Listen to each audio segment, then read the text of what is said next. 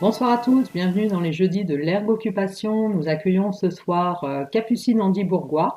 Capucine est ergothérapeute depuis 2011, elle est diplômée à Bruxelles. Elle a ensuite fait un diplôme universitaire en neuropsychologie et puis comme vous êtes nombreux à le savoir, Capucine s'est particulièrement spécialisée dans les mathématiques, qui est son dada, mais ce soir elle n'est pas là pour ça puisque ce soir elle va nous parler du partenariat parental. Donc je vous souhaite une bonne soirée avec Capucine. Alors, Donc Aurélie a fait rapidement ma présentation. C'est vrai que moi je suis assez étiquetée maths, mais donc ce soir je viens pour un autre sujet qui est le partenariat parental. Donc j'imagine que si vous êtes là, c'est que vous êtes quand même intéressé par le sujet, en tout cas j'espère. Et puis bah voilà, n'hésitez pas, le but c'est vraiment qu'on discute aussi, qu'on échange autour de nos pratiques, parce que je pense que chacun a des pratiques à peu près différentes.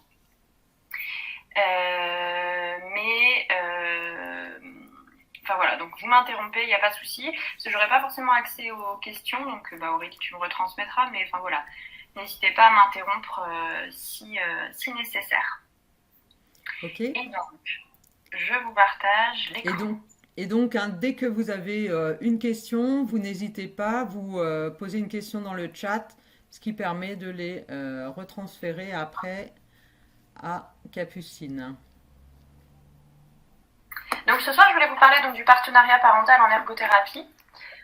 Je vais vous expliquer un petit peu d'abord comment j'y suis venue, enfin comment j'ai réfléchi à ce propos, pourquoi j'y ai réfléchi, puis voilà, vous décortiquer un petit peu ce que c'est le partenariat parental, pour vous donner envie d'en savoir un peu plus. Si je reprends un petit peu là dans ma patientèle, on va dire les questions que je me pose, dans le sens où il y a un moment, je me suis dit, est-ce que là, mon partenariat avec cette famille-là fonctionne ou pas, et pourquoi elle fonctionne et pourquoi elle fonctionne pas. Donc j'ai Madame M là qui vient de la PCO pour le coup, donc elle y est poussée par le médecin, elle vient avec son petit de 2 ans, mais elle n'a aucune demande. Donc ça, pour moi, c'est quand même un peu problématique. Donc je ne sais pas si vous rencontrez aussi ce type de situation, mais voilà, ça c'est une des situations qui pour moi peut être problématique, de venir en ergothérapie sans aucune demande. À l'inverse, j'ai Madame B, qui elle, à chaque fin de séance, donc elle assiste aux séances, et à chaque fin de séance, elle me demande des exercices qu'elle peut refaire à la maison, et elle les fait généralement toutes les semaines, et donc bah, forcément l'enfant progresse. Et donc là, on se dit, bah, pourquoi elle me demande des exercices? Et en plus, bah, ça marche forcément, parce qu'un enfant qui s'entraîne à la maison, je pense que je ne vais pas vous l'apprendre, vous savez que ça fonctionne. Donc elle, pourquoi ça fonctionne avec cette dame-là? J'ai Monsieur K qui lui me dépose son fils au cabinet, donc il me dépose bien en avance, il récupère bien en retard, je pense que ça on les a tous aussi, donc je vois jamais le papa. Et moi je voudrais qu'on arrête la prise en charge parce que je pense que la plupart des objectifs sont atteints. Mais la maman au téléphone pour le coup, donc je ne la vois pas non plus, elle insiste pour qu'on continue la prise en charge. Donc voilà, là c'est encore un autre type de relationnel qui aussi me pose question.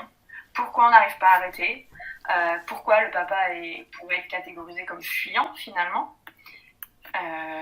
Après j'ai Madame V. Elle veut absolument qu'on commence la prise en soins. Enfin voilà, elle est demandeuse. Mon fils a vraiment besoin d'aide. Il faut qu'il vous voie, etc. Mais il n'y a aucun créneau qui l'arrange. J'avais fini par proposer des séances en déplacement, mais ça marche pas non plus. Donc finalement, là, on se pose la question de, certes, c'est un enfant qui a sans doute besoin d'ergothérapie, mais est-ce que c'est le moment pour cette famille-là d'avoir des séances d'ergothérapie?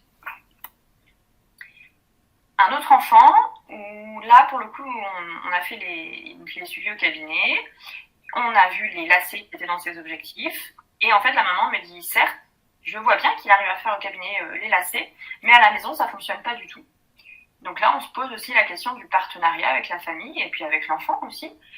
Qu'est-ce qui fait que ça fonctionne là, mais que ça fonctionne pas ailleurs? Est-ce que c'est l'ordre du partenariat pour le coup ou pas? Et à la crèche, pour un petit A, donc en fait j'ai appris par son ATSEM, enfin c'est pas une ATSEM à la crèche, son assistante maternelle de la crèche. Elle me dit, mais en fait c'est un enfant qui mange pas, donc à la crèche et à la maison non plus, il mange pas, et qu'il est très difficile au niveau du sommeil, notamment à la maison. Et en fait, c'est vrai que c'est une maman que j'ai vue en bilan et qui m'en a jamais parlé. Donc là aussi, moi, dans ces cas-là, je me pose des questions de partenariat sur ce climat de confiance. Est-ce que cette maman a eu assez confiance en moi pour m'en parler? Visiblement non. Pourquoi elle n'a pas eu confiance en moi? Est-ce que je peux quand même établir un partenariat avec cette maman? Voilà, donc tout ça, c'est des petites situations cliniques. J'espère que c'est des situations qui vous parlent, des situations que vous vivez au quotidien. N'hésitez pas si vous avez d'autres types d'exemples à me proposer sur le chat. Parce que, enfin voilà, c'est un peu, je partais de ce postulat-là, de ces situations-là compliquées pour le coup, et qui m'ont interpellée. Bon, j'aurais pu toutes les nommer, mais voilà, ça, je trouve assez caractéristique des prises en soins en libéral en tout cas. Donc les questions dans ces cas-là que moi je me pose, c'est donc pourquoi la prise en soin n'avance pas comme moi je le souhaite? Mais est-ce que moi je souhaite que ça avance? Mais est-ce que le parent souhaite que ça avance? Est-ce que le patient souhaite que ça avance? Est-ce qu'on va vers les mêmes états d'avancement en fait? Est-ce qu'on est d'accord vers où on va? Au niveau des transferts, pourquoi il n'y a pas de transfert de ce que je fais au cabinet? Est-ce que c'est ma faute? Est-ce que c'est l'enfant? Est-ce que c'est la maman? Est-ce que c'est tout ce relationnel qui pose problème? Et donc pourquoi avec certains parents, ça match? Je pense qu'on a tous le coup. Ça fonctionne bien, la communication est bien, c'est fluide. Et il y a d'autres familles avec qui c'est plus compliqué. Alors certes, on peut aussi se mettre sur une question de personnalité, mais je trouve que c'est un petit peu embêtant dans notre métier et dans notre relation de soins, puisque je pense qu'en tant que thérapeute, c'est à nous de nous adapter et de faire en sorte que le partenariat fonctionne, et pas juste tabler sur notre personnalité avec qui ça pourra matcher ou pas matcher. Voilà, je pense qu'il y a un vrai savoir-être et un savoir-faire à développer sur ce côté-là. Après, voilà, depuis quelques années, donc moi j'ai fait les premières ouvertures de PCO, donc maintenant ça fait 3 ans que certaines PCO sont ouvertes. Et là aussi j'ai un petit peu pris de recul entre guillemets, c'est que donc cette arrivée de patientèle PCO pour moi est un petit peu différente. Je trouve que ce sont des familles qui n'auraient peut-être pas pensé à l'ergothérapie et qui viennent sans beaucoup de demandes. Alors peut-être que je me trompe, parce que c'est que chez moi, mais je suis déjà à mon 2e département avec PCO et c'est vrai que je trouve que c'est un petit peu la même patientèle dans le sens où c'est pas les mêmes patients, c'est pas les mêmes parents qui vous ont trouvé dans les pages jaunes, qui vous ont trouvé dans Google, qui ont fait la démarche en fait aussi de vous chercher. Donc voilà, donc dans ces cas-là, sur cette patientèle-là, je me suis sentie aussi un peu plus démunie. Et donc, comment je peux faire pour investir ces parents? Et donc, si j'essaye un petit peu de encore prendre du recul sur tout ça, je me suis demandé, est-ce que j'ai réfléchi à mes interactions avec ces parents? Est-ce que j'arrive un petit peu à avoir du recul au niveau des interactions avec les parents des enfants? Et en fait, tout simplement, je me suis dit, mais est-ce que moi, je leur ai demandé ce qu'ils attendaient de moi? Alors, je pense qu'on peut tous se poser la question. Et c'est un peu le cœur de la formation, là, de ce que j'ai envie de transmettre dans la formation qui aura lieu en juin, et dont là je vais vous parler un petit peu ce soir. Et surtout, est-ce que je leur ai expliqué ce que j'attendais d'eux aussi? C'est ce partenariat, c'est vraiment un va-et-vient entre eux, entre moi en tant que thérapeute. Est-ce qu'en fait on est au clair sur nos demandes et sur nos besoins, mais dans les deux sens. Donc le parent aura sans doute des besoins, mais moi en tant que thérapeute, j'ai aussi des besoins quelque part. Et donc suite à ça, j'ai contacté Jérémy Perrichon, donc qui est sur Instagram sur parents et orthophonie, parce que son contenu m'interpellait beaucoup, justement, suite à toutes les questions que je me posais. Et en fait, il a été super motivé tout de suite pour qu'on monte une formation ensemble, parce qu'il trouve que voilà, l'ergothérapie est déjà bien en avant quand même sur le partenariat comparé à l'orthophonie, parce que donc lui est orthophoniste. Et donc Jérémy a fait un mémoire sur le partenariat parental et fait une thèse, maintenant un doctorat sur le partenariat parental. Donc forcément c'est son domaine de sélection et qu'il est d'accord pour qu'on il a été d'accord pour qu'on travaille ensemble pour qu'on puisse le transférer à l'ergothérapie avec les particularités de l'ergothérapie, puisque forcément, vous doutez bien, l'orthophonie et l'ergothérapie sont beaux être complémentaires, ce n'est pas les mêmes métiers, c'est clair. Si je reprends maintenant l'histoire du soin, je reprends parce qu'en fait, je trouve que c'est un petit peu intéressant et en fait, j'ai l'impression que l'histoire du soin, c'est un petit peu les questions aussi que je me suis posées et peut-être quand on commence à travailler. Donc, dans les années 1950, bon, je pense que les jeunes ergots qui sortent là de l'école, ça, l'approche biomédicale, ils en entendent plus parler, j'espère. Mais voilà, moi quand j'ai fait mes études, c'est quelque chose dont on parlait quand même encore beaucoup. Donc là, on est vraiment dans une approche de paternalisme et on voyait la pathologie du patient. Le soignant, c'était l'expert, donc la fameuse blouse blanche qui savait tout. Et il n'y avait pas du tout de place pour l'humain et pour la personne. Mais l'ergothérapie était quand même pas complètement en retard, puisque dès les années 1980, il y a des programmes parentaux qui arrivent. Et vous avez en 1984 déjà des données, entre guillemets, qui dit que le temps de l'ergothérapeute dépensé avec les parents peut être plus important que le temps direct de traitement sur l'enfant. Donc ça, c'est quand même super intéressant. Ça veut dire que déjà, quand on travaille avec les parents, il y a plus d'effets. Il peut y avoir plus d'effets que quand on travaille avec les enfants. Donc ça, c'est vrai que c'est quand même très interpellant. Puis on arrive dans les années 90, où là, on commence à avoir une approche centrée sur le patient, sur le client. Une approche qui est beaucoup plus psychosociale, et on a en visée quand même la compensation dans la prise en soin. À partir de 1991, on parle dans le soin des parents, qu'on appelle aussi parfois co-thérapeute.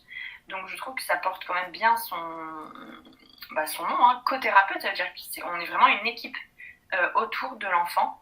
Alors peut-être que ça peut choquer certains d'entre vous, parce que c'est vrai que le mot thérapeute, on se dit mais ils n'ont pas fait d'études finalement. Bon, les parents sont quand même avant tout les experts de leur enfant, je pense.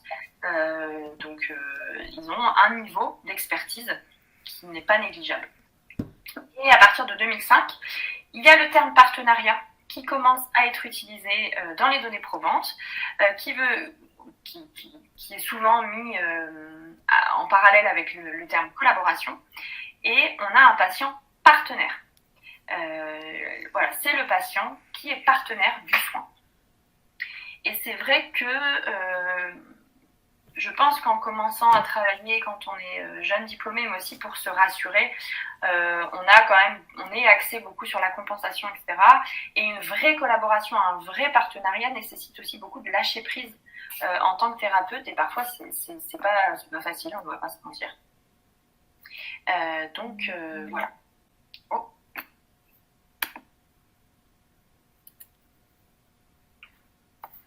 Alors, j'ai un bug sur mon ordinateur, je suis désolée. Je ne sais pas si vous voyez toujours mon écran. On voit ton écran, t'es plus en... Ouais. Ouais. J'ai eu un écran noir. Ok. Ah non, nous on le voit, on voit, là on est à définition. Parfait, c'est revenu. Ouf. Donc au niveau de la définition du partenariat, voilà, je vous ai mis une définition un petit peu généraliste, donc de 2004. Donc c'est vraiment la naissance du partenariat, avec quelques mots en gras qui pour moi sont importants, et puis en tant qu'ergothérapeute nous parlent. Alors Boisclair n'est pas du tout ergothérapeute, je crois qu'il est psychologue de mémoire, mais donc c'est pas du tout en lien avec l'ergothérapie, cette première définition. Donc le partenariat, c'est une démarche d'association d'organismes de personnes dans le cadre d'une relation sur mesure et évolutive qui s'étend pour poursuivre un but commun, des objectifs communs ou compatibles, et qui décident de mettre en commun leurs ressources, donc humaines, informationnelles, matérielles, afin d'obtenir des résultats mutuellement avantageux dans le respect de leurs missions et objectifs respectifs. Donc le partenariat, c'est vraiment une démarche.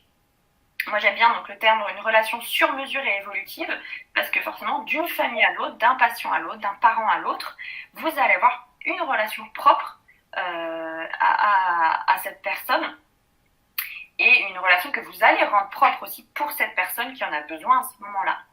Le but commun, les objectifs communs, je pense que je ne vous fais pas de dessin, c'est un peu notre socle de prise en soin en ergothérapie. On part d'un but et d'un objectif qu'on peut mettre en commun, donc avec le patient, et on met en commun nos ressources. Donc c'est-à-dire que moi, en tant que thérapeute, j'ai forcément des ressources de par mon diplôme, de par mes formations complémentaires, mais le parent qui est en face de moi a aussi des ressources. Il connaît son enfant, il est aussi maître de son planning, dans le sens où il sait ce qui va être possible de faire ou pas selon son emploi du temps. Et nous, on ne pourra pas lui demander quelque chose si ça ne correspond pas à son emploi du temps. Le but aussi qu'on a, c'est d'avoir des résultats avantageux, c'est-à-dire que notre patient, nos parents, ils y gagnent en qualité de vie, en autonomie, en indépendance, mais nous, on y gagne aussi, puisque si on voit une famille qui réussit, généralement, pour nous, c'est quand même gratifiant en tout cas. Donc tout le monde est content, puis ça nous permet d'arrêter aussi une prise en soin au bout d'un moment. Et donc ça c'est chouette quand on a des grandes listes d'attente. Donc voilà, pour la définition globale. Et donc en fait j'ai un bug à chaque fois que je passe de dia. Ah. Nous, on les voit à chaque fois, tes diapos.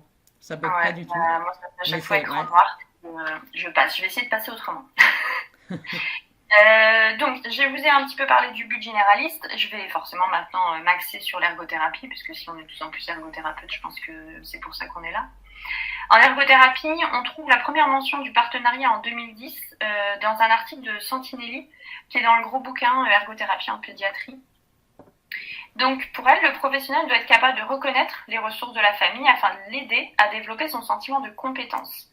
Donc ça, c'est très important, le sentiment de compétence, on y reviendra un petit peu, mais on a une compétence en fait, en tant que parent. À être parent, on est compétent dedans et on se sent plus ou moins compétent en tant que parent, et donc c'est aussi à nous, en tant qu'ergothérapeute, de développer ce sentiment de compétence. Ils doivent mettre à disposition de la famille l'information dont ils ont et accepter de dire ce qu'il ne sait pas.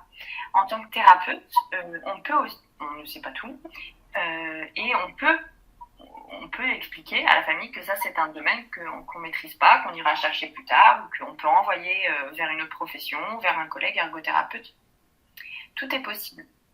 Il doit soutenir la famille dans la recherche de solutions et dans la prise de décision. Alors ça semble logique, mais j'y reviens quand même un petit peu. On fonctionne tous comme ça. Quand on n'arrive pas à faire quelque chose, on va essayer différentes choses. Et quand on trouve nous-mêmes la solution, on est quand même bien plus content que quand quelqu'un nous dit « mais si, il faut que tu fasses comme ça, si tu fais pas comme ça, ça marche pas ». Je pense que le tiers aura beau le dire plusieurs fois, on n'écoutera pas. On fonctionne tous comme ça. Mais donc les familles que vous avez en face de vous fonctionnent aussi comme ça. Si la solution ne vient pas d'elles, il est fort probable que ce que vous proposez ne marche pas en fait. Et donc la finalité, celle qui permet de marcher ensemble, faire une équipe, ne porte pas sur la maladie, mais l'adaptation de l'autonomie de l'enfant et de sa famille. Et la hiérarchisation des buts et objectifs est établie ensemble. Donc ça, je pense qu'en ergothérapie, on est quand même assez fortiche sur l'établissement des buts et des objectifs, grâce notamment à la MCRO. Je ne sais pas si vous la pratiquez, mais c'est notre cœur de métier. Et tout ça dans le but d'une autonomie de l'enfant et de la famille. Au niveau des données probantes, celles qui me connaissent, ce soir il n'y a personne qui me connaît, mais ils savent que ceux qui me connaissent savent que je suis très attachée aux données probantes. Donc les données probantes, c'est les données dans la littérature scientifique qui indiquent si une prise en charge est efficace ou pas, une prise en soin, pardon. Donc en 2017, la HAS nous dit que l'efficacité de la rééducation dépend de l'implication des parents et non des techniques de rééducation. Donc là, on se dit waouh, ah ouais quand même. C'est-à-dire que peu importe ce que vous mettez en place, si les parents ne sont pas impliqués, ça ne fonctionnera pas. Donc je trouve que déjà c'est assez interpellant et assez frappant.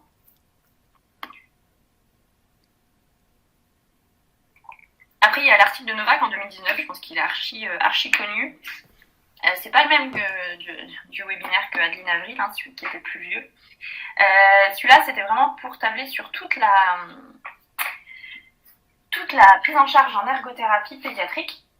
Et je me suis amusée, je sais pas si vous voyez, à entourer en fait certaines choses qui nous intéressent dans le cadre du partenariat parental. Donc, rapidement, il y a deux schémas. Donc, en fait, plus c'est vert et plus c'est en haut, c'est que la pratique est efficace. Et quand c'est rouge, c'est qu'une pratique n'est pas efficace. Donc, je vous ai entouré donc 2 fois coop ici. Donc ici, c'est pour des buts moteurs. Donc, quand il y a des soucis moteurs, donc il y a plein de choses qui ont été essayées en ergothérapie. Et qu'est-ce qui fonctionne et qui nous intéresse? Donc, c'est les programmes à la maison pour les CP, c'est paralysie cérébrale. DCD, c'est les troubles de la coordination, hein, ils ne sont pas morts, hein, c'est DCD. Et donc là, on utilise Coop. Alors pourquoi pour moi Coop, ça fait appel au partenariat parental. Donc pour ceux qui sont formés Coop, il y a la 7e caractéristique clé de Coop, qui est la participation d'un proche. Donc dans Coop, la participation d'un proche est nécessaire pour que le programme fonctionne. Donc c'est du partenariat parental ou proche, donc de l'entourage en tout cas.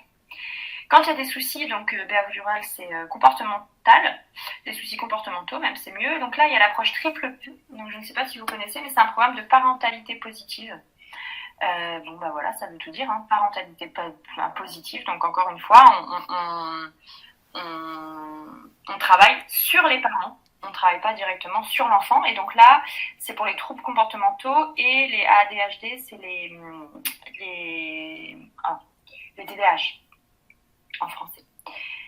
Quand il y a un trouble de la fonction, à nouveau, on a 3 approches là qui sont du partenariat. Donc un programme à la maison, donc à réaliser à la maison, un programme qui est concentré sur le contexte environnemental et sur des soins centrés sur la famille.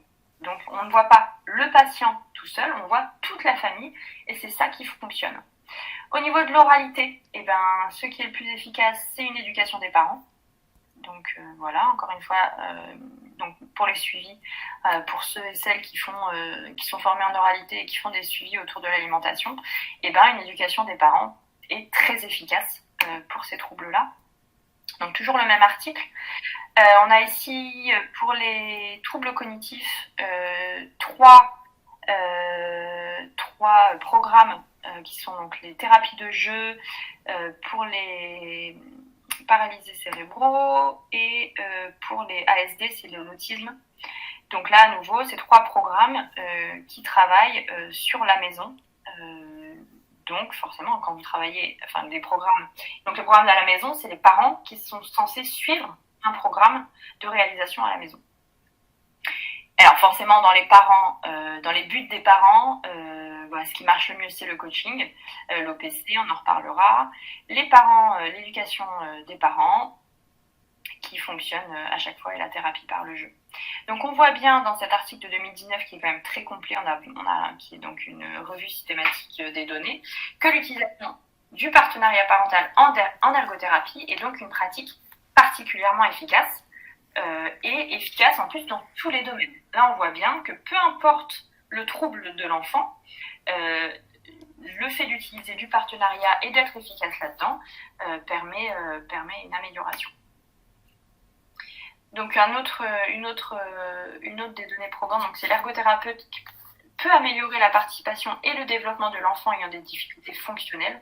Donc augmenter les compétences des parents et diminuer leur stress améliore ainsi la qualité de vie de toute la famille. Donc, on voit bien que l'ergothérapeute a un vrai rôle pour augmenter la qualité de vie de la famille en augmentant les compétences des parents, puisque, je ne vais pas vous faire toutes les données probantes, mais on sait qu'en fait les parents d'enfants handicapés sont soumis à plus de stress que des enfants qui ne sont pas en difficulté. Donc le partenariat, qu'est-ce que c'est ? C'est avant tout de partir des besoins de la famille, de ses problématiques. Et pour ça, en ergothérapie, on utilise des évaluations centrées sur le patient et sa famille, donc le TIOP, la MCRO, peut-être que j'en oublie, et après le PQRS éventuellement pour ceux qui mettent en situation les problématiques. Voilà. Donc notre fameux processus d'intervention. Donc, on a un échange d'informations, notamment par l'anamnèse lors d'un bilan. On a ensuite une analyse de la situation pour pouvoir mettre en évidence les freins et les leviers. Donc, ça peut être une évaluation. Une consultation réciproque des besoins et des attentes. Donc là, c'est pareil, au cours d'un entretien, qu'est-ce que vous voulez, de quoi vous avez besoin. Et ici, ce qui nous intéresse, je pense que peu d'entre nous le font, c'est une décision partagée. C'est qu'on se pose autour d'une table avec certains outils et on demande aux parents qu'est-ce que vous attendez de moi en tant que thérapeute, qu'est-ce que vous voulez, comment vous voulez que je vous accompagne, Et on dit aussi aux parents, moi par contre, j'ai besoin de vous pour pouvoir faire ça, pour pouvoir faire ci. Voilà, on définit, on écrit ce dont on a besoin dans un sens et dans l'autre. Ensuite, il y a ce qu'on appelle la collaboration, on pourrait dire aussi l'intervention. Donc là, ça va être toute nos séances de prise en soin. Puis, après quelques séances, on va réévaluer. Est-ce qu'on a atteint ce qu'on voulait atteindre ou pas? Et puis après, il y aura soit une révision du projet de soins, soit un arrêt. Ça, je vous apprends rien non plus là-dessus, je pense, en ergothérapie. Alors, si j'essaie de vous parler un petit peu des différents accompagnements qui existent et qui seront vraiment développés dans la formation, c'est que déjà, on peut faire une thérapie sans les parents. Peut-être que déjà, il n'y a pas de parents. Ça peut être le cas des enfants placés ou enfin voilà, avec l'ASE ou je pense, je ne sais pas si vous en avez, mais ça, moi ça m'est arrivé à plusieurs reprises. Là, on est obligé de fonctionner seulement avec l'enfant. Mais ça peut être aussi un parent qui vous dit non, moi je vous le laisse, moi je peux pas, enfin voilà, là je peux rien reprendre à la maison, je compte sur vous, débrouillez-vous avec lui. C'est possible. C'est un accompagnement que vous allez devoir réaliser en tant que thérapeute. Après, vous avez ce qu'on appelle la guidance. Donc la guidance, c'est là, en tant que thérapeute, une transmission de conseils. Donc vous êtes encore un petit peu dans ce rôle d'expert, vous décidez de l'objectif, et la relation, elle va être verticale et asymétrique. Mais ça peut être, attention, tout ce dont je vous parle, c'est, on en décide pendant la décision partagée. Et donc, c'est avec l'aval du parent qu'on met en place ce type d'accompagnement. Donc, la guidance, ça peut être un parent qui va vous dire non mais moi je sais pas, mon enfant c'est un enfant unique, mais qu'est-ce qu'il est censé faire à cet âge-là? En fait, il faut que vous me disiez parce que moi je sais pas. Il doit faire ça. Il doit savoir passer un objet d'une main à l'autre. D'accord, alors travaillez ça. Enfin voilà, on est vraiment là-dessus et donc vous allez fixer vos objectifs en tant que thérapeute sans vraiment de participation du parent. Après, vous avez une relation qu'on appelle d'accompagnement.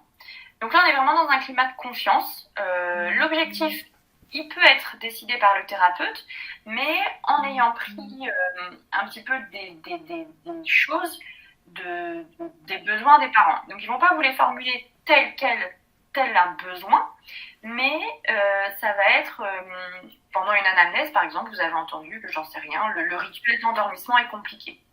Et à ce moment-là, vous pouvez reprendre en disant écoutez, j'ai bien entendu que ce rituel était compliqué.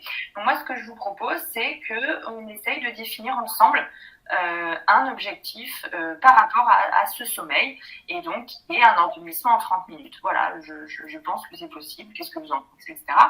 Mais là, c'est le thérapeute qui accompagne la famille vers un objectif, vers un établissement d'objectifs. Vient ensuite le partenariat. Donc, le partenariat, c'est une mutualisation des savoirs et des ressources pour co-construire un plan d'intervention. Les objectifs sont définis par le patient, l'entourage et le thérapeute. Donc là, c'est vraiment une interaction de tout le monde autour d'une table en discutant sur les vrais objectifs, qu'est-ce qu'on met en place, vers quoi on veut aller. Ok, on voudrait que Tom il arrive à faire ses lacets dans 3 semaines. Qu'est-ce qu'on peut mettre en place pour faire ça?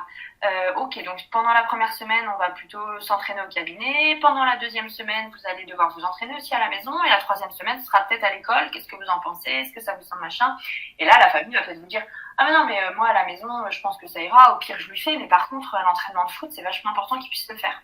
Ah oui, j'avais pas pensé à l'entraînement de foot. Bon, ok, on rajoute l'entraînement de foot dans le plan d'intervention. Donc là, c'est vraiment des objectifs qui sont définis tous ensemble autour d'une table. Le coaching ou l'OPC, je ne sais pas si certains d'entre vous en ont entendu parler. Donc moi, là, je me suis formée à cette approche. Donc l'OPC, c'est Occupational Performance Coaching. Donc c'est vrai que le mot coaching, moi la première, j'étais un petit peu gênée, on va dire, face à ce mot. En tout cas, je trouve qu'il y a beaucoup de coachs qui fleurissent un petit peu partout, sans forcément de diplôme. Donc ça peut être un petit peu compliqué. Mais voilà, dans cette approche-là, il faut vraiment comprendre qu'en fait, il y a un lâcher-prise total du thérapeute. c'est le client, donc pour l'instant, c'est une approche canadienne, hein, donc forcément le client, le patient devient client. Donc le client établit ses propres objectifs, puis ses stratégies grâce à des réflexions et des discussions avec le thérapeute. Donc c'est une approche qui se base que sur des discussions, et donc vous, en tant que thérapeute, vous allez aiguiller la discussion de manière à pousser le patient ou la famille qui est devant vous à trouver ses propres objectifs et à ses propres solutions. Vous n'allez vous rien formuler. Donc c'est vrai que c'est une approche qui demande vraiment, vraiment beaucoup de lâcher prise. Et on est notamment par cette approche-là invité à mettre de côté, entre guillemets, tous nos savoirs et à ne vraiment pas les partager, ou si on a à un moment besoin de les partager, c'est demander en fait au patient si on peut les partager avec lui. Et donc c'est une approche où on dit qu'en fait 80% du temps, c'est le patient qui parle, et vous c'est seulement 20% du temps. Donc je ne sais pas si vous avez déjà chronométré vos temps de parole quand vous êtes avec vos patients, mais je pense que ce ratio 80-20, on en est très très loin. Voilà. Mais donc c'est un autre type d'accompagnement possible. Donc, je ne sais pas si vous aviez connaissance, donc là je vous ai remis les 4 principaux, et donc sur la dia précédente, il y avait la possibilité de finalement travailler sans aucun entourage et sans aucun parent, c'est aussi possible. Mais donc voilà, là vous avez 4 approches. Du coup, il y avait excuse-moi, il y avait une question d'Emeline donc qui demandait l'enfant est-il présent lors de la définition des objectifs? Alors, je pense que c'est valable pour tous les styles d'accompagnement, ouais, enfin pas que sur le coaching, je pense qu'on peut la mettre sur le partenariat, l'accompagnement, la guidance. À quel moment l'enfant est présent dans les objectifs et est-ce qu'il est concerné lui aussi par les objectifs ou on reste plutôt sur les objectifs des parents? Alors pour moi, l'enfant est quand même le premier acteur. Et c'est vrai qu'on parle vraiment de triade, donc patient, parent, thérapeute. Pour moi, l'enfant, il doit être vraiment là tout le temps, mais les parents aussi. Alors moi, c'est vrai que dans mon approche et dans mon travail maintenant, moi, les parents sont tout le temps là en séance. Alors je sais qu'il y en a qui sont pas à l'aise avec ça et que c'est compliqué aussi. Mais voilà, moi, c'est aussi avec leur accord. Mais pour moi, les enfants, ce sont eux qui établissent leurs objectifs selon l'accompagnement. Et en fait, finalement, là où l'enfant aurait presque le moins besoin d'être présent, selon moi, c'est pendant le coaching. Sauf si tu coaches vraiment l'enfant. Mais si tu fais le coaching avec les parents, l'enfant ne pourrait presque ne pas être là. Et si tu fais l'approche coaching avec des enfants, je pense que ça doit être des grands, pour le coup. Donc en fait, non, moi, les objectifs sont définis avec les enfants. Parce que tu dis en fait aux enfants, tu expliques aussi aux parents que c'est important visiblement pour l'enfant à ce moment-là de faire ça. Après, moi, ça m'arrive aussi beaucoup de négocier. Donc, dans la MCRO, je ne sais pas s'il y en a qui utilisent la MCRO, mais donc, il y a 5 objectifs prioritaires. Donc, parfois, on est obligé de négocier un petit peu quand vraiment les objectifs sont à milieu entre les parents et les enfants. C'est-à-dire qu'ils ne sont pas du tout d'accord. Pour l'enfant, je sais pas, ça va être de taper dans un ballon de foot, mais la mère, elle dit non mais moi par exemple le temps des devoirs, j'en peux plus en fait. Enfin, je vais le passer par la fenêtre l'enfant là. Donc vous voyez là, on a vraiment une grosse dissociation. Et donc à ce moment-là, on négocie. Donc on dit à l'enfant qu'il puisse choisir 3 objectifs. Et est-ce qu'il est d'accord pour que les 2 objectifs ce soient des objectifs plus de maman ou de papa. Mais c'est vrai que malheureusement on a un peu plus les mamans. Et donc à ce moment-là, on travaille sur ces 5 objectifs, mais on a négocié pour qu'il y ait 3 objectifs des parents, 3 objectifs des enfants, pardon, et 2 objectifs des enfants, des parents, bah, décidément. Donc voilà, je ne sais pas si ça répond à ta question, mais le partenariat, ça ne veut pas dire l'enfant est de mis de côté. L'enfant, il est quand même là, il est présent, c'est pour lui qu'on vient, mais il vit chez ses parents. Et on a besoin des parents aussi pour avancer, en fait. C'est vraiment ça qui est important. Donc voilà, donc au cours de la formation là, de juin à Grandville, on reverra en fait ces types d'accompagnement et comment on les met en place et comment on en discute et comment on met ça sur le papier, entre guillemets, avec les parents pour que ça ait du sens. il n'y a aucun accompagnement en fait qui est mieux qu'un autre. Il ne faut pas vous dire oh là là, je fais une guidance, mais franchement, j'aime pas les guidances, ça veut dire que la famille n'est pas partenaire, etc. Il faut vous dire que à ce moment-là, la famille a besoin d'être guidée. Parce que peut-être qu'elle ne sait pas ce que c'est l'ergothérapie, parce qu'elle a tellement de choses à gérer en termes d'administratif, j'en sais rien, sur les dossiers, etc., que là, maintenant, elle a besoin d'une guidance. Mais peut-être que dans 3 mois, en fait, elle aura évolué, elle sera sur un accompagnement ou elle sera peut-être même sur un partenariat. Donc l'accompagnement choisi, il est à un moment donné pour une famille donnée.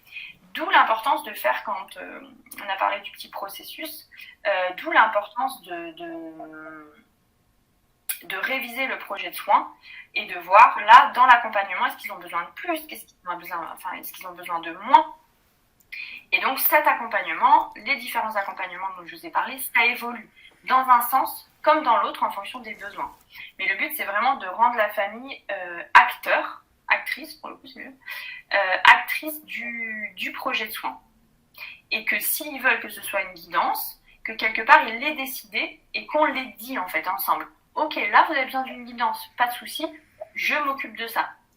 Mais que si et à l'inverse, dire là je sens que toutes les solutions vous les avez juste besoin du coaching, donc si vous êtes d'accord, on va fonctionner en mode coaching sur ce coup-là. Donc cette décision elle est bien partagée, c'est ce que je viens de vous expliquer. On se met d'accord avec la famille sur l'accompagnement souhaité. Et donc on utilise certains outils qu'on verra en formation pour formaliser en fait les décisions. Et voir aussi, avec les outils qu'on vous propose, c'est comment favoriser les décisions.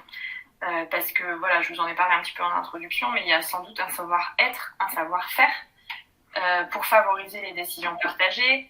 Il y a aussi certains aménagements de l'environnement au niveau du cabinet qui peut créer aussi un climat de confiance, un climat égalitaire, un climat décisionnaire, que tout le monde s'y retrouve.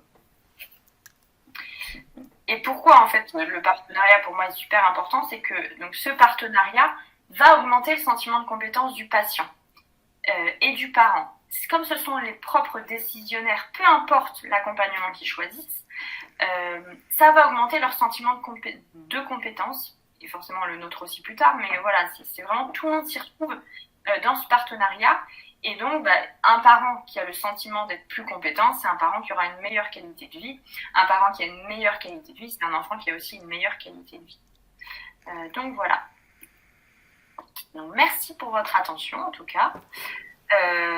Donc, ce sera avec grand plaisir que je vous reverrai les 2 et 3 juin à Granville. Et cette fois accompagnée de Jérémy pour le coup. Hop, et je reviens sur Jitsi si j'y arrive. J'y arrive, j'ai réussi je pense. Impeccable. Super, c'était une très belle présentation. On a un petit peu de temps pour les questions. Vous pouvez rallumer vos caméras si vous avez suffisamment de débit. Ça permet de voir un petit peu toutes les têtes. Et du coup, est-ce que quelqu'un a une première question pour Capucine? Donc, Emeline, je vois qu'elle en a mis d'autres dans le chat. Sinon, ouais. Mais du coup, c'était la première question à laquelle tu as répondu. Et puis la deuxième, tu as enchaîné. Tu as répondu en même temps. Je pense que ça répond, Emeline. Oui, je pense que ça a répondu à tes questions. Oui, en fait, tu as répondu après, donc pas de souci. Merci beaucoup. Avec plaisir. Oui, c'est vrai que l'OTIOP, c'est aussi un super outil. Alors moi, ça m'est déjà arrivé de faire, pour info, de faire l'OTIOP avec des parents. Parce que c'est vrai que certains n'ont pas de demande, peu ou pas de besoin. On voit bien que parfois au niveau de l'élaboration du discours ou d'un point de vue cognitif, on a des petits doutes. Et donc ça m'est déjà arrivé d'utiliser aussi l'OTIOP avec les parents. Mais ils en ont sorti un adulte là, je pense. Ouais, il me semble qu'il y en a un adulte qui vient de sortir. Ouais, bon top. Et donc, voilà, dégager les priorités. Après, en fait, ça dépend aussi de quel type d'accompagnement, derrière quel type d'accompagnement tu te positionnes. Si tu es sur de la guidance, limite, ça va être toi qui vas choisir les objectifs. Si c'est sur de l'accompagnement, tu vas les aider, en fait, à dégager les priorités parce que, à 7 ans, c'est quand même bien de savoir faire ses lacets, de savoir faire du vélo. Mais par contre, faire cuire un œuf, on n'y est pas encore. Donc voilà. Ça peut, et si c'était sur un partenariat, et ben à ce moment-là, c'est vraiment eux qui vont établir les objectifs. Et si l'enfant veut se faire cuire un œuf, et ben tu diras, bah allons-y, on va faire cuire un œuf. Alors, Caroline, que faire si l'enfant n'arrive pas à formuler des objectifs? Je rencontre souvent le cas. Les objectifs viennent des parents en général. Je pense, en fait, je pense qu'il y a aussi un vrai, mais ça sera, enfin, on travaillera aussi beaucoup en formation par des mises en situation.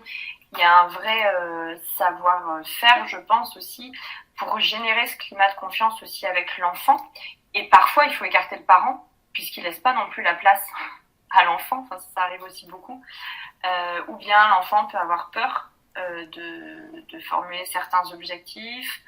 Donc après, il y a plusieurs possibilités. Donc isoler les parents, enfin, ou bien les mettre à l'écart ou leur faire faire autre chose. S'isoler aussi avec l'enfant sur un temps de jeu, parce que des fois, le temps de jeu permet d'être dans la discussion de manière un peu plus indirecte. Et donc parfois, ça peut aider. Mais en fait, voilà, ça c'est aussi du positionnement, c'est ce que je disais par rapport à l'environnement. Notre positionnement en tant que thérapeute, bah voilà, déjà je pense que si tu es face à l'enfant sur une table ou si tu es par terre avec lui en train de jouer, il t'aura pas du tout mis sur la même image, et donc peut-être que ça lui permettra de sortir d'autres choses. Après, ça dépend aussi de l'âge de l'enfant. Je sais pas à quel âge tu penses, Caroline, sur l'enfant en particulier, mais on sait que, et puis les études montrent qu'avant 7-8 ans, c'est compliqué pour qu'un enfant établisse ses propres objectifs. Donc voilà, après, ce qui m'est aussi déjà arrivé de faire plusieurs fois, c'est les parents définissent des objectifs, mais c'est l'enfant qui choisit. Donc je lui en montre deux. Entre les deux, qu'est-ce que tu préfères qu'est-ce que tu préférerais travailler en fait, sur lequel te pose le plus de problèmes, sur quoi tu voudrais avancer. Tu me dis qu'ils ont 9 ans. Donc 9 ans, ils sont censés pouvoir établir leurs propres objectifs. Je ne sais pas si tu as déjà utilisé l'OTIOP pour le coup, qui peut être un bon outil aussi pour aider à dégager des objectifs. Et puis après, en termes de mener l'entretien aussi pour arriver jusqu'à des objectifs, ce qui peut marcher, c'est un planning de la journée ou de la semaine de l'enfant. Et reprendre en fait tâche par tâche les activités qu'il réalise au cours de la semaine. Voilà. Ouais, l'OTIOP, franchement, c'est un outil que je te conseille d'investir dans l'outil. C'est pour moi un indispensable avant même une EPSI, tu vois. Je suis d'accord, je confirme. Avec une formation MCRO pour savoir exactement t'en servir, c'est une bonne base pour commencer avec les enfants. C'est quand même, c'est hyper occupation centrée, donc après ça dépend aussi peut-être comment tu travailles, mais c'est vrai que si c'est un début libéral, c'est un peu compliqué parfois de se retrouver, mais l'OTIOP c'est chouette. Un chouette outil. Qui a une autre question? Ou discussion, hein. Ou discussion, oui, tout à fait. On est d'accord. Ça peut être aussi une expérience que vous voulez partager sur du partenariat qui s'est bien passé ou moins bien passé, ou des essais que vous avez fait. Je suis preneuse des situations problématiques, ça m'intéresse. Moi, je vais vous en soumettre une alors. Donc moi, je suis un patient là depuis bientôt 1 an et j'ai jamais vu la maman. Donc c'est sa nounou qui l'a amenée en bilan. Donc j'essaye de l'appeler, mais en général elle vient pas vers moi, c'est toujours à moi de chercher le contact. Donc c'est un enfant qui est déficient visuel et pour qui on essaye de mettre en place l'ordinateur, il est en CE2. Et du coup on a mis en place, j'ai demandé si on pouvait mettre en place un cahier, du coup comme je le vois en déplacement, pour écrire ce que je fais, comme ça il retourne à la maison avec, etc. Et j'ai jamais eu aucune question de la maman, et j'ai fini par lui envoyer un mail parce que je me suis déplacée plusieurs fois et son enfant n'était pas à l'école. Donc j'ai un petit peu râlé par mail et elle m'a reproché que elle savait pas du tout ce que je faisais en séance avec son fils, qu'elle m'avait posé des questions dont je n'ai pas eu connaissance, mais enfin bref. Et du coup, voilà, je voulais savoir comment vous auriez fait. Donc j'ai laissé passer 15 jours parce qu'elle m'avait quand même un peu agressée par mail. Et je l'ai rappelé, au final par téléphone, la discussion a été beaucoup plus calme. Et donc elle m'a dit que voilà, le cahier c'était pas la bonne solution parce que son fils l'oubliait ou auquel elle le voyait pas. Et c'est pas ce que m'a dit la maîtresse. La maîtresse elle m'a quand même dit qu'il rentrait avec à la maison. Donc bon, c'est un peu dur de savoir. Et du coup elle m'a dit ça serait bien qu'on mette en place un WhatsApp pour discuter. Mais je me dis jusqu'où on peut aller pour satisfaire les parents et est-ce que c'est nécessaire à chaque fois de se plier en quatre pour les parents alors que eux ils font pas forcément l'effort derrière. Alors là, c'est quand même intéressant parce qu'en fait, elle t'a proposé plusieurs solutions, finalement, au cours de la discussion. Alors, c'est super déjà d'avoir laissé passer du temps. Hein. Moi, ça, c'est ce que je dis à tout le monde. Quand on est énervé, c'est minimum 24 heures avant de répondre. Parce qu'elle me répondait tac au tac et puis ça surenchère. Ouais, non mais comme ça tout le monde redescend un peu, nous les premiers, hein, parce que on est humains, donc quand on se sent attaqué, on a juste envie de riposter direct. Donc c'est intéressant, en fait, elle t'a amené donc quand même des solutions finalement pour entrer en partenariat avec toi, si on reste sur le thème, parce qu'elle te propose un WhatsApp. C'est ce que j'allais te dire, c'est vrai que maintenant il y en a quand même pas mal de solutions qui existent. Donc on a le WhatsApp, on a la visio. C'est vrai que j'en ai pas parlé tout à l'heure, mais moi notamment maintenant dans la restitution de bilan, je demande qu'à ce que les deux parents soient présents, et quand c'est pas possible, on le fait en visio le soir par exemple. Ok. Mais donc voilà, c'est vraiment pour établir aussi ce partenariat, parce que visiblement en fait finalement avec cette maman il a jamais pu être établi puisque tu l'as pas vu. Moi je l'ai contacté par téléphone pour lui restituer le bilan, etc. Mais c'est vrai que et elle m'a reproché du coup de plus communiquer avec l'instit qu'avec elle. Mais voilà, est-ce que c'est à nous aussi d'aller chercher les parents ou... Je pense que c'est compliqué. Quand on a beaucoup de patients, est-ce qu'on doit être derrière eux à... Voilà, c'est ça, à faire le... Mais c'est pour ça que, je vais pas dire qu'il est trop tard, hein, je pense qu'il est jamais trop tard, mais qu'en fait, je pense qu'il y a des balises à mettre dès le début. Et voilà, c'est ce que je vous disais, c'est que en fait c'est vraiment se poser, donc après la restitution du bilan, dire qu'est-ce que vous attendez de moi, tu vois, cette maman, est-ce que c'est plus une guidance finalement, si vous me laissez la main mise, je fixe mes objectifs en avance, je vous fais une restitution une fois par mois sur WhatsApp ou en message audio, moi maintenant je fonctionne aussi beaucoup par message audio sur WhatsApp, ça va plus vite. Dès que je sors du rendez-vous, dès que je sors de l'intervention en crèche, je laisse un message à maman en disant j'ai fait ça, voilà, ça permet d'aller plus vite, on va pas se mentir. Ouais, c'est une bonne idée, ouais. C'est vrai que le cahier, c'est aussi un des outils qui peut fonctionner. Manifestement, là, sur cette maman, ça lui demande trop, visiblement, d'aller chercher dans le sac, d'ouvrir le soir, de lire ce qui a été fait. Alors, il faut pas forcément juger, je sais que c'est compliqué, parfois on a envie de juger, mais visiblement, pour cette maman-là, ce n'est pas la solution. Mais après, je pense qu'il est jamais trop tard, donc pourquoi pas là lui dire aussi toi tes besoins. En fait, faut pas hésiter à être transparente, tu vois, elle t'a reproché dans un sens, mais lui dire voilà, écoutez, moi d'un point de vue professionnel, tu peux employer le mot partenariat, j'ai besoin d'établir un partenariat en fait avec les parents. C'est vrai que là c'est compliqué pour moi parce que je ne vous vois pas, je ne sais pas de quoi vous avez besoin. Tu vois, il faut vraiment aussi reformuler en mode moi je parle de vos besoins, donc si vous ne dites pas ce que vous avez besoin, en effet, moi je suis en difficulté et je peux comprendre que vous soyez fâchés. Tu vois, tout de suite, bien arrondir le truc, mais c'est vraiment ça. C'est juste te dire voilà. Après, essaye de voir si tu peux la voir. Et puis. Du coup, je l'ai eu par téléphone et on a le SSE là lundi, donc. C'est un autre cadre. Un autre cadre, ouais. Mais voilà, c'est se dire qu'est-ce que vous attendez de moi en fait, vraiment. C'est ça en fait le partenariat. Ouais. Ok, ça marche. Merci. Je t'en prie.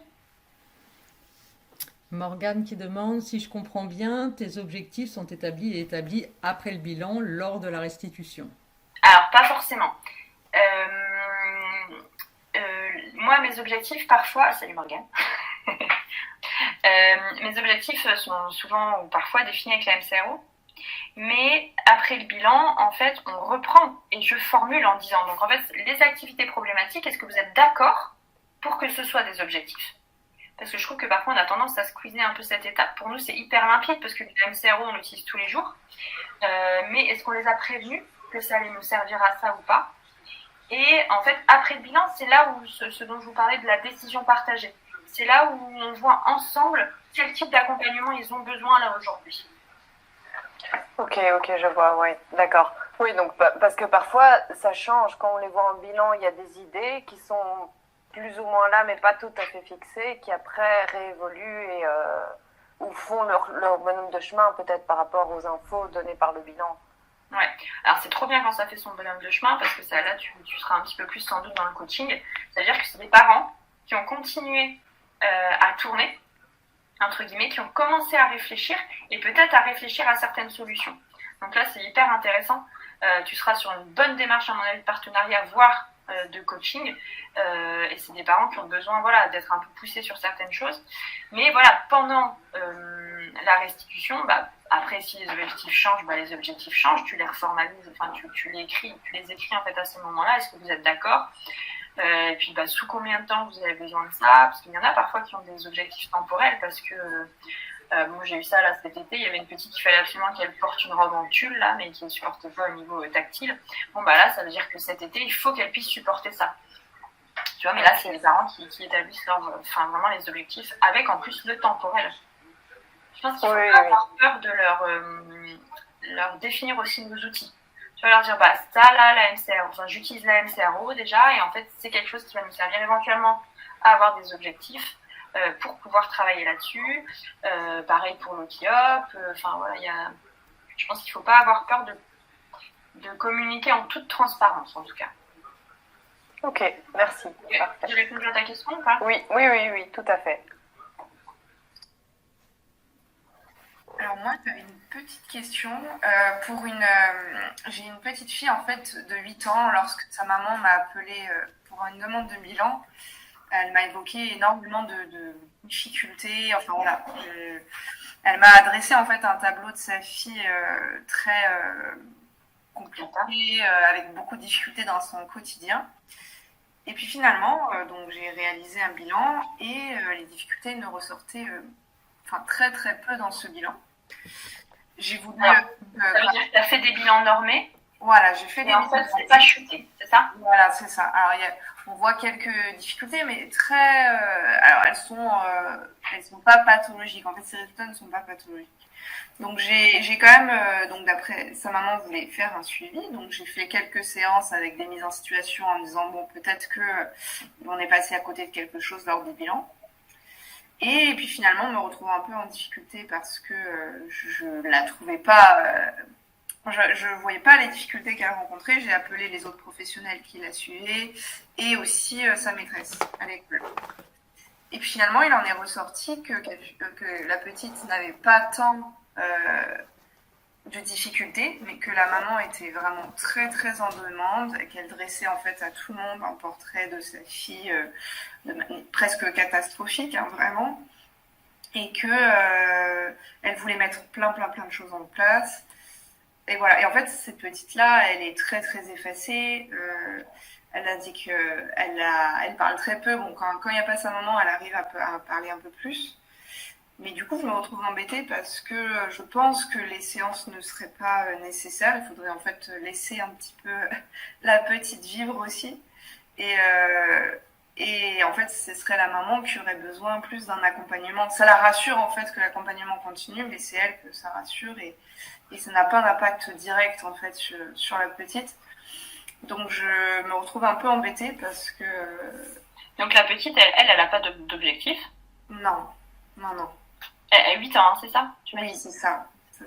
En fait, là, pour moi, ce serait plus une démarche de ce qu'on appelle de coaching, donc ce serait même sans l'enfant, pour le coup. Oui. Et un travail avec la maman, ouais. C'est ça. Mais c'est compliqué, en fait, comment amener le parent à lui expliquer qu'elle exagère vraiment les choses et qu'elle a un fond d'anxiété qui est très important depuis longtemps. Et en fait, je pense que ça ressort énormément et du coup, elle le fait vivre à sa fille de manière assez... Enfin, même pour sa fille, c'est compliqué du coup. Alors, il faut... J'aurais tendance, encore une fois, à prendre un peu de recul et pas du tout jouer sur cette prise de conscience d'anxiété, parce qu'en fait, on n'est pas psy quelque part. Non, bien sûr. Mais on reste vraiment sur l'aspect fonctionnel et la qualité de vie. Parce que visiblement, là, c'est quand même une maman qui, au niveau de la qualité de vie, n'est pas satisfaite de sa qualité de vie. Et en fait, moi, je jouerais plus le coup sur le variant donc coaching. Et je vais vous accompagner à ce qu'on trouve les solutions ensemble que vous puissiez appliquer à la maison avec votre fille. Ouais. Tu vois, donc ça, c'est vraiment la question coaching. Et pas être dans le jugement et finalement, en effet, libérer la fille. Et de toute façon, le coaching, c'est un accompagnement aussi qui est recommandé en télésoin. Donc, tu vois, ça peut être aussi une recommandation à la maman. Écoutez, pourquoi non plus vous déplacer et que ça vous prenne pas trop de temps. Peut-être qu'on peut aussi essayer à distance. Et puis, en fait, tu sais, je parlais du ratio 80-20. Oui. Peut-être que c'est juste maman qui a besoin de parler. Oui, tout à fait. Et que finalement, toi, voilà, juste un petit support... en reprenant, puis le coaching, c'est aussi beaucoup reprendre le positif. C'est une meilleure image de soi, etc. On ne reste pas du tout sur les problématiques. Ça va encore vraiment plus loin que coop, par exemple, pour ceux qui D'accord. Donc, ce serait vraiment plus là-dedans. D'accord. Et du coup sur du coaching comme ça, est-ce que tu fais le coaching ou est-ce que tu renvoies plutôt sur d'autres, sur des coachs? Ah non, parce que c'est du coaching occupationnel, c'est du coaching en performance occupationnelle. Même dans un cas comme ça où il n'y a pas vraiment de vraies problématiques. Oui, tu pars du principe que oui, la mère n'est pas satisfaite du niveau de vie, enfin de la qualité de vie, et donc du coup, oui, tu restes sur de l'occupation quand même avec. Évidemment, là, son sentiment de compétence parentale a besoin d'être renforcé quand même. Parce que tu vois, si elle va frapper à toutes les portes, je pense qu'il y a quand même quelque chose à jouer là-dessus. Et en fait, tu verras, parce que moi, je l'avais fait aussi avec une maman, en télésoin d'ailleurs. Et en fait, j'ai pas eu de nouvelles d'elle là depuis, on est quoi là depuis octobre, je pense, tu vois. Ah ouais. Et en fait, après 2-3 séances, elle s'est naturellement détachée aussi. Parce que finalement, peut-être que les problèmes ne seront pas résolus comme toi tu l'entends, mais peut-être qu'elle prendra du recul et que en fait, elle se rendra compte que ça, finalement, c'est pas si grave. Enfin voilà, et donc c'est vraiment le coaching en fait. Ok, merci. Je t'en prie. Il y en a plusieurs qui sont arrivés en cours de route. Alors, je suis désolée, on était au temps de questions. Alors, qui veut nous faire un partage ou a une question à poser à Capucine? Alors, j'avais éventuellement une autre question, du coup, enfin une autre situation, du moins. Je rencontre, là, c'est un collégien, cette fois-ci, donc il y a eu une demande pour la mise en place de l'outil informatique parce qu'il ne peut pas du tout écrire. Et en fait, il s'avère que cet enfant, il veut pas, en fait, du tout, il est absolument pas motivé pour les séances. Donc ça, je l'ai remarqué dès le début. Donc j'ai beaucoup discuté avec lui sans la maman. Il a voulu quand même essayer. Après, il y a eu une pause parce qu'il a dû se faire opérer et tout ça. Donc là, on a repris et sa motivation, c'est encore pire. Donc j'essaye d'en parler un petit peu avec la mère, parce que la mère, elle est à fond, elle veut que j'aille à l'école pour voir comment ça se passe. Lui, il m'a clairement dit que ça l'embêtait beaucoup que je vienne à l'école, qu'il trouvait que ça servait à rien, qu'il voulait pas et que même taper à l'ordinateur, ça l'intéresse pour le moment pas. J'ai du mal à savoir pourquoi, parce que sa mère est toujours dans les parages. En fait, j'interviens à domicile. Donc, la mère, les parents sont souvent pas très très loin, et donc c'est un peu délicat de lui poser la question. Et soit ça va plutôt être de la peur d'être un corps étiqueté comme différent à l'école parce qu'il va devoir emmener son ordinateur, ou ça peut être aussi le bénéfice secondaire parce que là actuellement c'est ses collègues, ses copains qui écrivent le cours, ils impriment le cours à la fin de la séance, ou c'est l'auxiliaire de vie, enfin c'est l'AVS pardon, qui lui écrit son cours. Mais du coup le souci c'est plutôt avec la maman qui veut à tout prix qu'on mette l'ordinateur, et en fait l'enfant ne veut pas du tout. Donc moi j'aurais tendance à vouloir écouter l'enfant parce que je pense qu'on va le mettre en échec si on continue à aller dans ce sens-là, mais je sais pas trop. Il a quel âge, rappelle-moi? Il est en 4e, j'ai plus de l'enjeu. Il a 13-14 ans, quoi. Ouais, ok.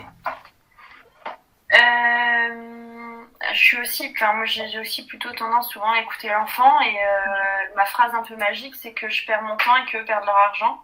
Oui, c'est ça. Ouais, c'est ce qu'on Parce que l'ergo n'est pas remboursé, donc là elle finance quelque chose et l'enfant n'est pas motivé.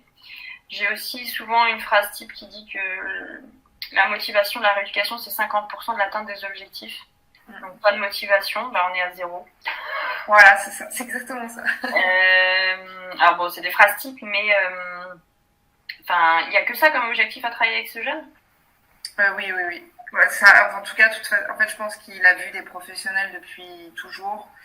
Et là, il est en train de saturer. Il veut juste vivre sa vie, aller avec ses copains, et il en a ras-le-bol.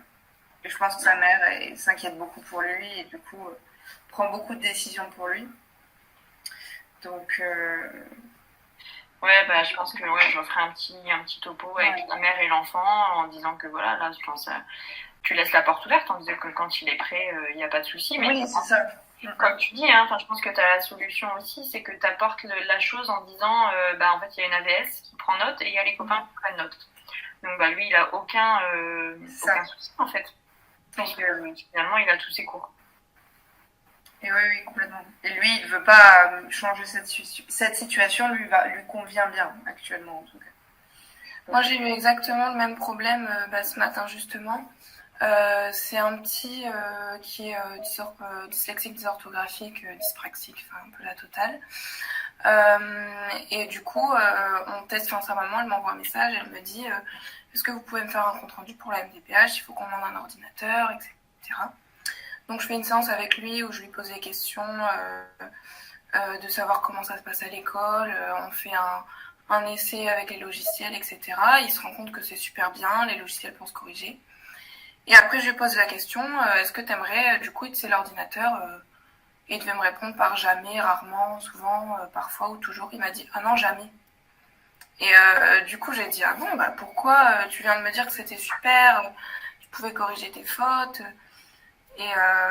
Et en fait, il m'a dit, c'était clairement le regard des autres qui lui posait problème. Et du coup, j'ai rappelé la maman ce matin. Elle me dit non, mais il faut absolument qu'il ait un ordinateur ou une AVS. Et l'enfant, pour lui, tout va bien. Il sait bien écrire. Il sait bien. La maman, elle dit que non, mais lui, oui. Et là, c'est compliqué du coup parce que la maman, elle dit non, mais il n'arrivera jamais à s'en sortir. Là, il passe en 6e, donc est-ce qu'on fait la demande? Là, elle dit non, mais c'est soit l'AVS, soit l'ordi. Et c'est vrai que c'est un peu la même problématique. Et du coup, alors c'est vrai qu'il y a dyslexie, dysorthographie, et on doute que l'ordinateur, ça sera bien, mais il n'y a pas la motivation. Moi, j'ai de moins en moins de mal à arrêter des prises en charge, ou en tout cas à dire que on fait une pause.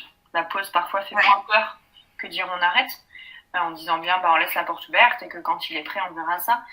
Après, c'est les premiers concernés. Bah ouais. C'est un âge où le regard, en effet, compte énormément. Le regard des autres. Donc, moi, je rediscuterai avec les mamans pour mettre les mots. Du coup, j'ai demandé qu'on mette en place une ESS là bientôt pour, comme elle doit renouveler le dossier, savoir ce qu'on fait. Mais c'est difficile quand la maman, elle est vraiment... Alors moi, sur l'ordinateur, je fais peur aussi un peu. Je leur dis qu'il faut taper à plus de 20 mots par minute. qu'il faut maîtriser ça comme logiciel, qu'il faut maîtriser tous les dossiers, qu'il faut au moins avoir 2 clés USB, que le soir il faut mettre l'ordinateur à charger, etc. Alors moi je leur mets la pression de même à ceux qui sont très motivés, comme ça me permet de voir s'ils sont vraiment encore motivés. Mais en fait c'est aussi pour faire prendre conscience aux parents de tout ce que ça engendre. L'ordinateur c'est pas juste taper vite, c'est de trimballer aussi 4 kilos sur le dos toute la journée alors qu'ils ont déjà tous leurs bouquins. Et en fait parfois de mettre en situation les parents en disant imaginez ce que ça fait pour eux qui ont 12-13 ans et qui ont franchement les hormones qui sont en train de et donc ils ont autre chose à faire. Ça peut être aussi un argument.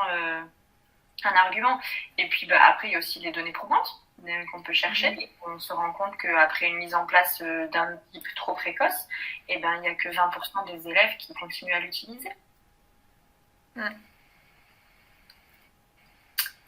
Donc, ok, ça marche. Merci. J'espère que Caroline, ça répond un peu à tes attentes, ou si tu as des petites billes pour revoir avec l'enfant et la maman.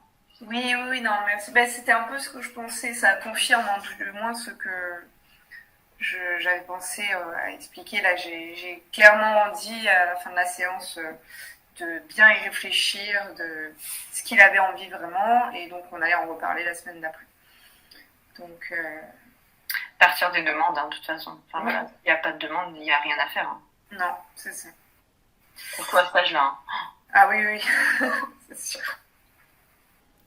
Non, vous êtes arrivé au bout du questionnement pour ce soir. Eh ben, écoutez, en tout cas, merci beaucoup. Donc, Caroline dit merci beaucoup pour ce webinaire. Et ben, voilà, on espère en tous les cas que ça vous aura donné envie de parler partenariat, de faire du partenariat avec les parents et les enfants, et du coup de pouvoir envisager les choses différemment. Et voilà. Alors, tu recules là-dessus, ouais. Voilà. On va vous souhaiter du coup une bonne soirée pour finir. Et puis, si vraiment ça vous a plu, n'hésitez pas, hein, comme Capucine vous l'a dit, on met en place cette formation les 2 et 3 juin, c'est ça, je ne me trompe pas de date, Capucine? Ouais, c'est un 2 et 3 juin, enfin vous avez tout le programme de toute façon sur le site. Donc voilà, si vous voulez en découvrir un peu plus et puis vraiment repartir avec plus de compétences, eh bien, vous n'hésitez pas à venir.